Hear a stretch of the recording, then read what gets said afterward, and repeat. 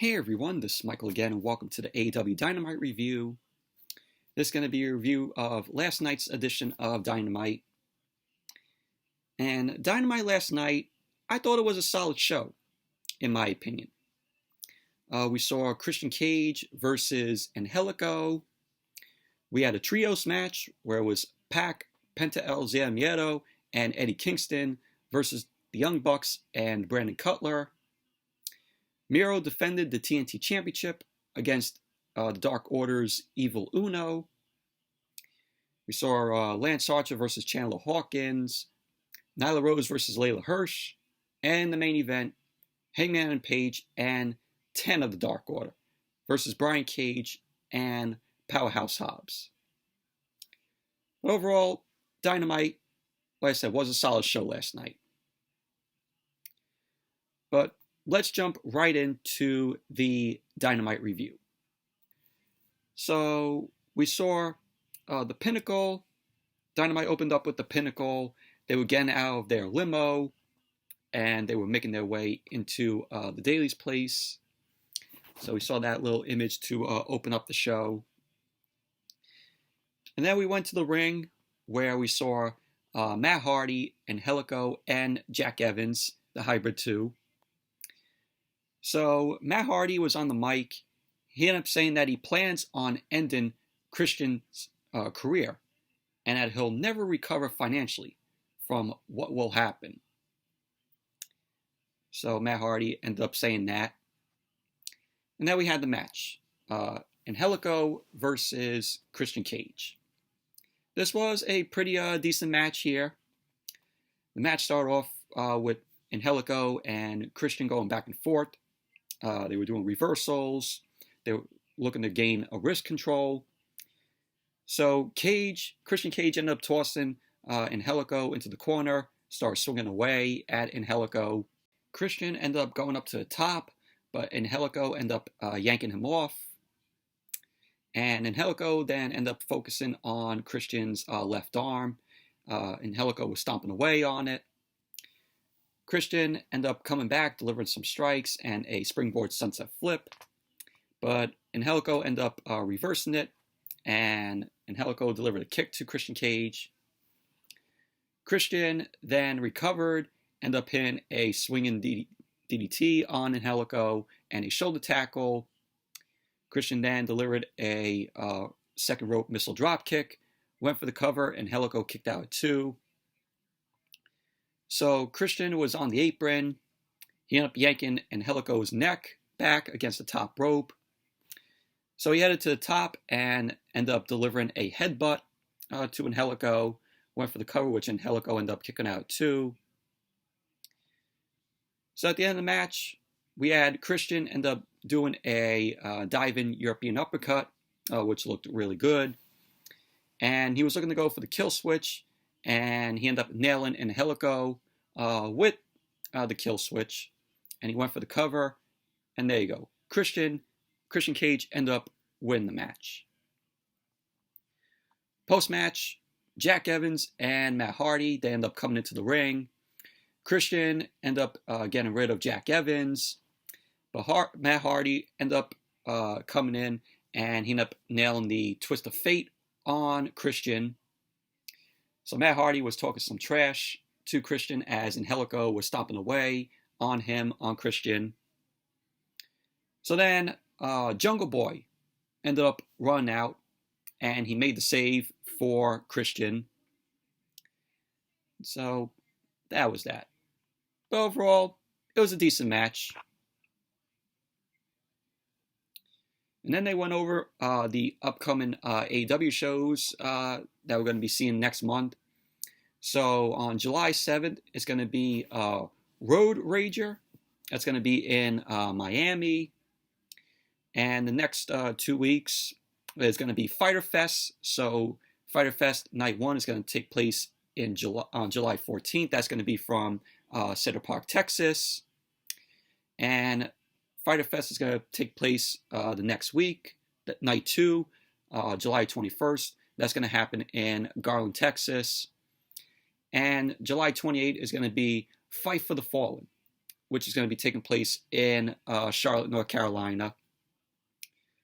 So they went over that. And so then we saw Tony Schiavone. Tony Schiavone ended up announcing that next week it'll be Cody Rhodes and a new signee that they signed to AEW. And that new signee is Arn Anderson's son, Brock Anderson. So next week it's going to be Cody Rhodes and Brock Anderson versus QT Marshall and Aaron Solo. So Cody Rhodes ended up coming out to the ring, came out along with Arn and Brock Anderson. Cody ended up saying that Brock is going to show people that he wasn't born on third base, and that he's very excited to show everyone what he can do in the ring. So Cody then ended up mentioning about beating Anthony Ogogo, and then QT Marshall ended up coming out. QT Marshall reminded Cody who won the tag team title match.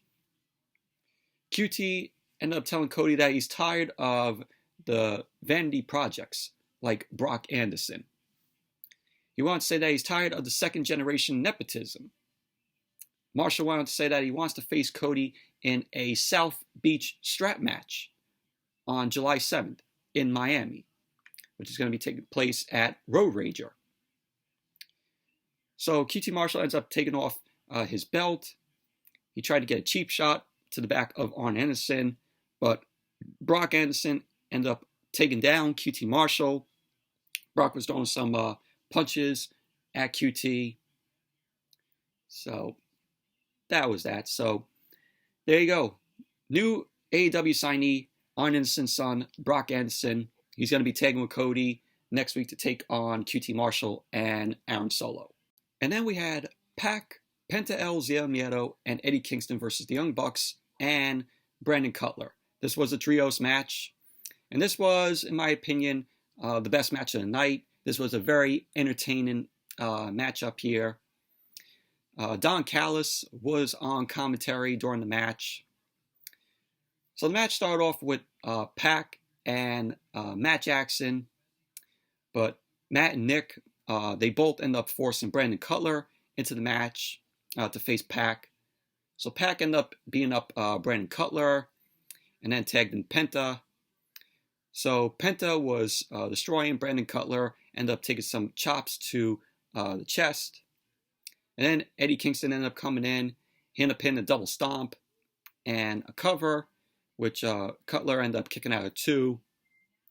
But Brandon Cutler in this match, all you just see in him during this match is nothing but a jobber. So Pac ended up getting back in. He started to continue pounding down on Brandon Cutler. Matt Jackson ended up finally coming in, got a tag. He was getting in some offense. Nick Jackson ended up yanking Pac out to the floor. Cutler leapt off the apron to the floor. And that's when the Young Bucks end up pounding on Pac. So they went back into the ring. Pac ended up delivering a boot to Matt Jackson's face. And Matt was looking to go for a swinging DDT. He ended up getting launched across the ring by Pac. Kingston ended up tagging in. Kingston ended up delivering a belly-to-belly suplex to Matt Jackson. Penta ended up getting in, and he ended up pinning a Canadian Destroyer to Matt Jackson, which the Canadian Destroyer looked pretty awesome. So Brandon Cutler ended up yanking Penta out of the ring. Nick ended up looking to go for a kick, and he ended up hitting Cutler. He ended up hitting Brandon Cutler. Penta then ended up planting Nick Jackson on the apron. He ended up driving Matt down to the mat. Went for the cover. Cutler ended up breaking up the pin. Pac tagged in.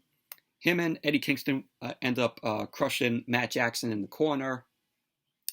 Pac then was looking to go for the Black Arrow, and Cutler was trying to hit Pac with the camera. So Nick Jackson and Eddie Kingston, they ended up battling, and Penta ended up going after Nick Jackson, sending him to the outside. Penta delivered a step-up senton down on Brandon Cutler and Nick Jackson. So Pac was still up on the top. He decided to go for a 450 splash, and he did the brutalizer on Matt Jackson. So Nick Jackson ended up delivering a kick, but Pac wouldn't release the brutalizer. So Nick Jackson was doing everything he could, kick in Pac so he could break up the brutalizer. So we had Eddie Kingston end up booting Nick Jackson to the floor. He also delivered a suicide dive on Brandon Cutler as Pac ended up flipping out to the floor on Nick Jackson. Matt Jackson got a roll-up on Pac. He ended up grabbing Pac's tights, but Pac ended up kicking out. Pac was then nailing some kicks to Matt Jackson, and then Pac ended up taking a kick to the back from Nick, and that led to Matt Jackson delivering a buckle bomb double enziguri combo. Cutler ended up coming in, delivered a springboard elbow, which Pac moved out of the way. Kingston ended up delivering the spinning back fist, and Pac went for the cover on Cutler. And there you go. Pac, Penta, LZL, Miedo, and Eddie Kingston ended up winning this trios match. Post-match, we had the Bucks and Brandon Cutler. They ended up attacking. Pac sent Penta, LZL, Miedo, and Eddie Kingston. Also, the Good Brothers, Gallows and Anderson, ended up coming out. Frankie Kazarian ended up running out to the ring to help, clear it out. Frankie Kazarian ended up sending Doc Gallows out of the ring. And then Kazarian then ended up delivering a lariat on Brandon Cutler. So that was that. But overall, this was the best match of the night. This was a very entertaining trios match. So, and then we had the Pinnacle. The Pinnacle ended up coming out to the ring, and MJF and them were not in a good mood. Dax Harwood ended up saying that they may have lost in losing the Stadium Stampede match at Double or Nothing. But that match wasn't meant for them. So Harwood ended up talking to Santana and Ortiz, knowing that both teams came from nothing, and that they never lost their edge like Santana and Ortiz. He ended up saying that he has a family to take care of and will continue to do so. So Cash Wheeler ended up saying that he doesn't have a family, so he doesn't give a shit about Santana and Ortiz's family. Sean Spears then got on the mic. He ended up saying that Sammy Guevara got his moment of a lifetime at his expense. He ended up saying that Sammy isn't a hero, and that he's nothing more than a glorified indie wrestler. Spears ended up saying that he's the hero and that they aren't finished. So Wardlow then ended up getting on the mic. Wardlow was talking to Jake Hager, and Wardlow was saying that Hager is obsessed with him, and it's almost like Hager needs him. Wardlow ended up saying that Hager brings him to his comfort zone because he knows that Hager can't beat Wardlow in the ring. He ended up saying that in 1 week, he accepts the MMA cage fight challenge. So then, MJF, the leader of the Pinnacle, got on the mic. He ended up saying that he knows that he's the best, but that's pressure, and that's daunting to most people. He ended up saying that he grew up idolizing Chris Jericho. He ended up talking about the Jacksonville rally when AEW first started. That was back in 2019. And he talked about when he first saw Jericho. MJF went on to say that it should have been a dream come true to wrestle him. But ultimately, Jericho is just a false god, and just like everyone else. So MJF was like, "You're not even remotely on my level." So he went on to say that Jericho's match request is denied. So MJF then end up ripping on Sammy Guevara, end up saying that Sammy doesn't belong in the same ring as him.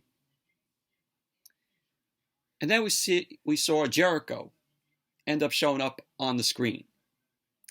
Jericho ended up saying that MJF should already know what happens when the Inner Circle doesn't get what they want. So Jericho had a bat in hand, and he ends up walking over to the Pinnacle's limo. And then Jericho and Santana Ortiz, Guevara, they were just destroying the Pinnacle's limo. They put a sledgehammer through the windshield. They were popping the tires of the limo, spray painting the side of the limo. And then we see Jake Hager. Hager was sporting some really nice shades. So Hager was on a forklift. Jake Hager drove the forklift straight into the side of the Pinnacle's limo. And he ended up lifting the limo up.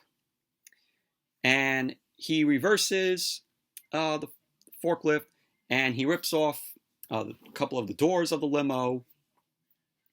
So Jericho ended up telling the Pinnacle, or MJF, to call an Uber. So Sammy Guevara ended up calling MJF a company bitch, and that he will fight him anytime. So then we saw the Inner Circle end up riding off on the forklift, flipping off the camera. And so that was that. But overall, this was a good segment here. I actually enjoyed this segment. I liked when Hager ended up rolling up on the forklift, driving the forklift through the Pinnacle's limo and lifting it up. I thought that was pretty cool. But this feud ain't over between the Pinnacle and the Inner Circle. So then we saw Darby Allin and Sting. Both Darby and Sting had a response for Ethan Page and Scorpio Sky about their matchup next week. Darby Allin ended up saying that he's not replacing Sting and that it will be a handicap match. He ended up telling Sting to stay home. So Darby Allin ended up saying that Sting got the pin at Double or Nothing and that he wants to prove to them, he wants to prove to Ethan Page and Scorpio Sky that he can win a match without Sting. So Sting ended up saying that Darby Allin has accomplished plenty in AEW and did much of it before he even showed up to AEW. So Darby Allin then told Sting to stay home. So Sting ended up telling Darby that he'll stay home, and he offered Darby Allin the fist bump. Darby Allin wanted to say that he respects Sting, and Sting ended up saying that he knows that he respects him. He knows Darby respects him. So they both fist bump, and Sting end up heading off, and that was that. So Darby Allin's going to be taking on Ethan Page and Scorpio Sky next week in a 2-on-1 handicap match. So without Sting, Darby Allin, I think, will pull it off. So then we went to Evil Uno. Evil Uno ended up saying that he wants to make Brody Lee proud of him by bringing the TNT Championship back to the Dark Order. He ended up saying that he'd love to see any member of the Dark Order win the title. But he liked to do it and validate his 17 years in professional wrestling. So Evil Uno ended up saying that. And then we had the match, Miro versus Evil Uno, TNT Championship on the line. Miro defended the title. So we had the Dark Order. They all came out on the stage to support Evil Uno. You had Brody Lee Jr., -1 there. So this match, I thought it was a pretty decent match here. Miro ended up using his strength to put Evil Uno down to the mat. Went for the pin, and Evil Uno ended up kicking out. Evil Uno came back, delivered some chops to Miro's chest, and it did nothing to Miro. Miro then ended up getting sent out to the floor by Evil Uno. So Miro ended up getting back into the ring. Evil Uno ended up stomping on his fingers, on Miro's fingers. So Miro ended up delivering a swing to Evil Uno, but he ended up missing, and he ended up hitting the ring post. Evil Uno was on the apron, delivered a senton to Miro. They went back to the ring. Evil Uno delivered a back elbow and a kick to the face to Miro. And he was caught in midair by Miro and suplexed across the ring. Miro was controlling the match as Evil Uno got sent out to the floor. So Stu Grayson and Five end up running out to hype up Evil Uno. Miro then ended up clotheslining Stu Grayson over the barricade, and Five ended up just running off as Miro was staring him down. Miro then ended up tearing off the top turnbuckle pad, and Evil Uno ended up landing some punches on Miro, delivered a Hurricanrana, and Evil Uno then headed up to the top turnbuckle to deliver a senton, which he did to Miro. He went for the cover, which Miro kicked out at 1. So all of the Dark Order were shown on the stage. They were cheering on Evil Uno. Evil Uno was stomping on Miro's fingers, delivered a forearm to the head, and a running cross body. So Evil Uno ends up doing Brody Lee's taunt with the yeah. So Evil Uno delivered a discus lariat, and Miro ended up coming back and delivered his own discus lariat to Evil Uno. Miro then stomped on Evil Uno's back, and he locked in the game over, in which Evil Uno ended up tapping out. So there you go. Miro ended up winning the match, retaining the TNT Championship.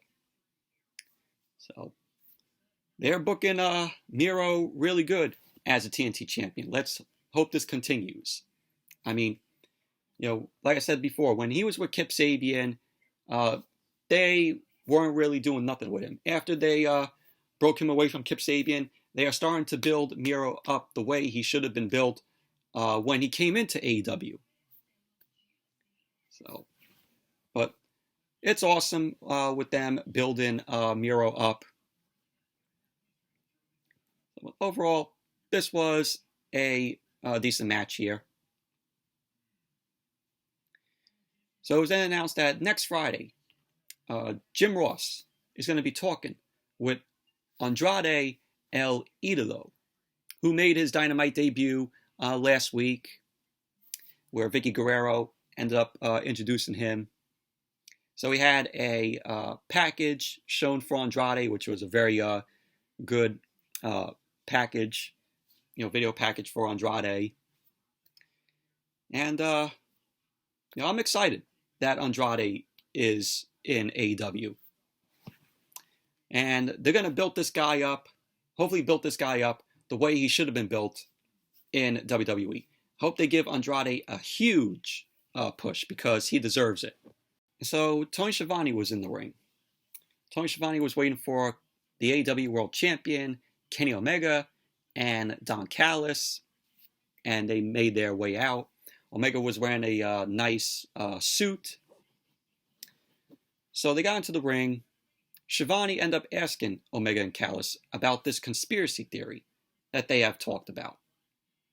So Callis ended up saying that it's a con job of epic proportions to take the title off of Kenny Omega. Because we heard how Kenny Omega hasn't really been feeling well. Yes, he's been sick like weeks ago. That's what I read in the article. But Callis ended up telling Jungle Boy that he's just a one-hit wonder. He wants to say that he knows he's supposed to sell this match, like Jungle Boy is a massive challenge. But Callis ended up saying that Jungle Boy actually reminds him of young Kenny Omega. And maybe one day he'll be a champion. But he's missing something.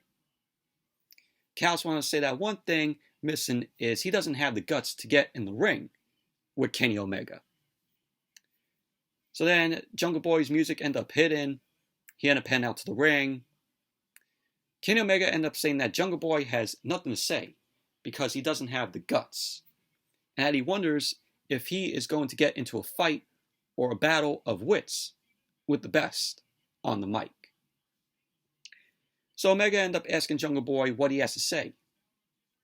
So Jungle Boy got on the mic. He ended up responding to Kenny Omega saying that Kenny Omega talks way too much. So Omega then tried to go for a cheap shot at Jungle Boy, and he ended up missing. Jungle Boy was delivering some forearms to Omega. Omega ended up doing a rake to the eyes to Jungle Boy. He was throwing a few punches. Jungle Boy ended up dodging Omega, and he nearly locked in the snare trap. But the Young Bucks, of course, the Bucks, since they're Omega's best friends, had to run out to save Kenny Omega. So that was that. Overall, it was good. It's good hype and hyping up this match with Jungle Boy and Kenny Omega.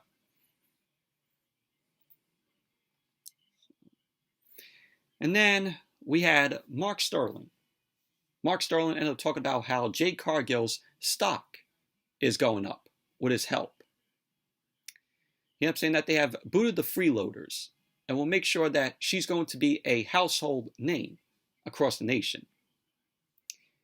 So Cargill ended up mentioning wanting to capitalize on her catchphrase that the other woman in the company can't keep out of their mouth. And Cargill ended up saying, because I'm that bitch. So that was that. But Jade Cargill, she deserves to be a household name. She'll get there. This woman is very talented, very athletic in the ring. So then we had Ethan Page and Scorpio Sky. Both Page and Sky ended up talking to Darby Allin about Allin's decision. Scorpio Sky ended up saying that he feels like it's a very dumb decision of Darby Allin just him facing them in a handicap match. Page ended up saying that there are consequences to what he decides to do. So he ended up saying bit by bit, him and Scorpio Sky are going to chop Darby Allin down and rise up to the next level. So that was what Page and Scorpio Sky had to say to Darby Allin. And then we had Lance Archer versus Chandler Hopkins. This was just a quick match. This was a squash match.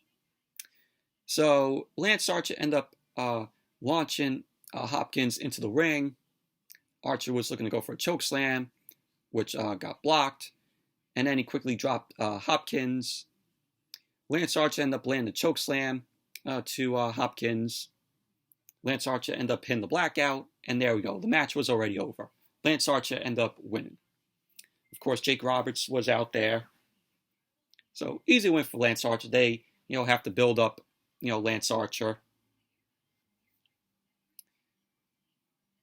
So then we had Ryan Nemeth, who was with JD Drake, Cesar Bononi, and Peter Avalon.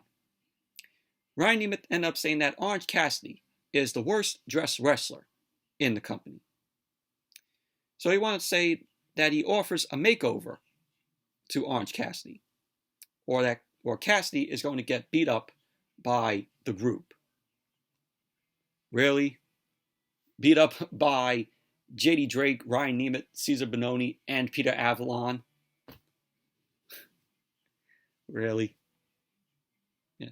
That's Dolph Ziggler's brother for you.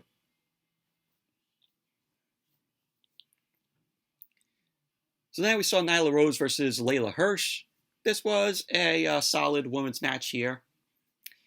Hirsch ended up starting off the match, locking in the armbar on Nyla Rose. Nyla Rose ended up getting to the ropes.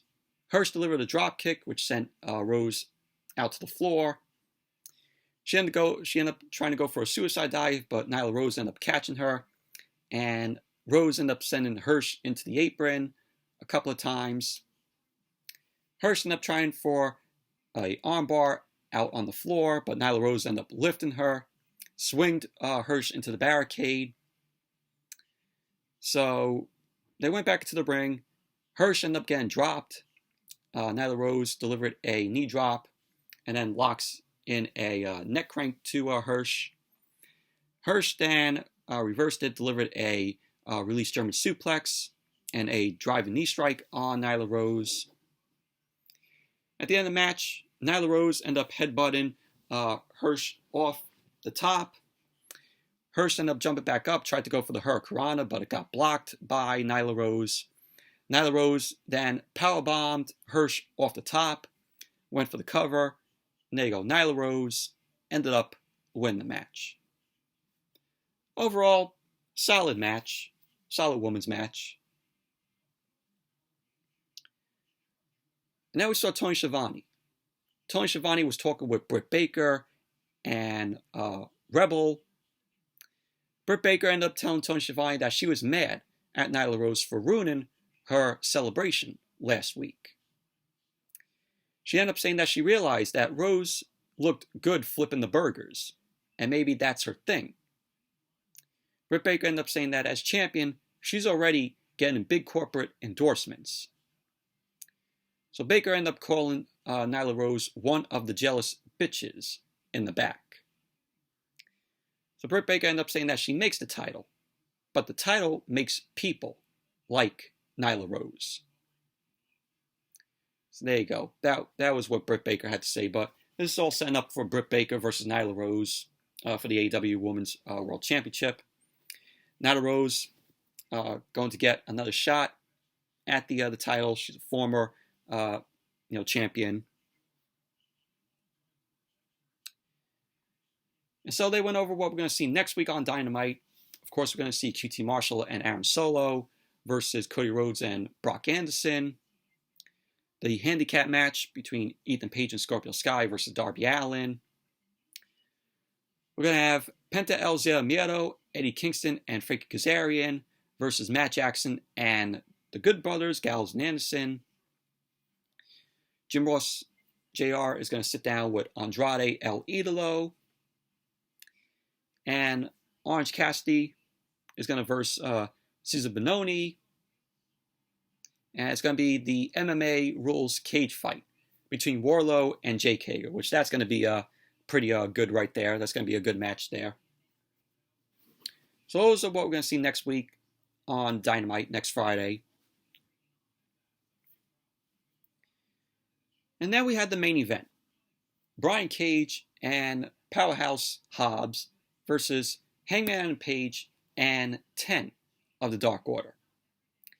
Taz was on commentary here, which this match was, a decent match here. We had Hangman and Page and Brian Cage start off the match. Brian Cage getting some offense on Page here. 10 ended up getting the blind tag, ended up landing a bunch of shots to Brian Cage. 10 ended up whipping Cage into the corner and landed a pump kick. Cage then ended up decking 10 from behind and then tagged in Hobbs. So it was back and forth in the middle of the ring as 10 and Cage were throwing shots at each other. 10 delivered a pump kick which sent Brian Cage into the corner. Hobbs then ended up coming back in, ended up taking a swing at Hangman and Page. Page ended up tagging in and landed a running kick on Brian Cage. So Page ended up trying to body slam Hobbs, but it didn't work out. Page ended up leaping out on Brian Cage. He was caught in midair, and he was able to send Brian Cage into the ring post. So Page ended up going up to the top, hit a moonsault press on Hobbs, went for the cover, which Hobbs ended up kicking out too. So then later on in the match, we saw Hook, Taz's son, ended up jumping on the apron. Starks then ended up throwing the title, the FTW Championship, to Brian Cage while the referee was distracted. Brian Cage ended up throwing it back out to the floor. So Ricky Starks was barking at Brian Cage, ended up slapping him in the face. Brian Cage was pissed off, and Brian Cage ended up going after Ricky Starks, and Starks ended up running to the back. So because of that, Hobbs was on his own here. So he ended up hitting the spine buster on 10, and he went for the cover. Page ended up stopping that. Page got sent out to the floor. Hobbs was looking to go for another spine buster, but 10 ended up reversing it. 10 ended up nailing a ripcord Cutler to Hobbs, and then Page ended up coming in, delivered a buckshot lariat. So 10 went for the cover, and there you go. Hangman and Page and 10 ended up winning the match. So post-match, we had the Dark Order. They ended up coming out. They ended up celebrating with Page and 10 as Dynamite went off the air. But overall, it was a decent match, and with Brian Cage, now, chasing after Ricky Starks at the end of the match, this could mean a Brian Cage face turn. I think the face turn is going to happen next week. Brian Cage is going to be away from Team Taz. He's going to go on his own and be a singles competitor. And let's see how they book Brian Cage, as a babyface. But overall, Dynamite was a solid show last night. Enjoyable show. So anyways, that's it for my review of last night's edition of Dynamite. Thank you all for watching. Hope you all enjoyed this review. Definitely give the video a thumbs up, comment, subscribe, and I will see you all later.